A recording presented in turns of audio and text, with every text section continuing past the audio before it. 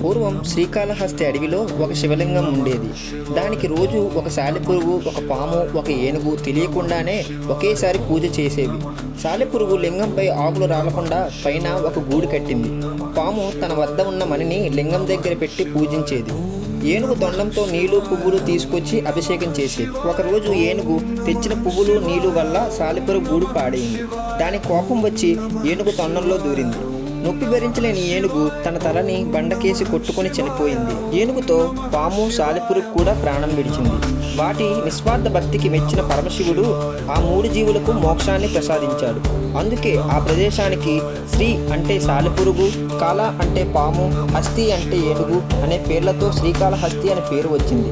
ఈ కథలో నీతి ఏమిటంటే భగవంతునికి మన ఆకారం కాదు, మనస్సులోనే స్వచ్ఛమైన భక్తి మాత్రమే కావాలి. అలాగే ఇతరుల ఉద్దేశాన్ని అర్థం చేసుకునే తొందరపాటు చర్యలు వినాశనానికి దారితీస్తాయి.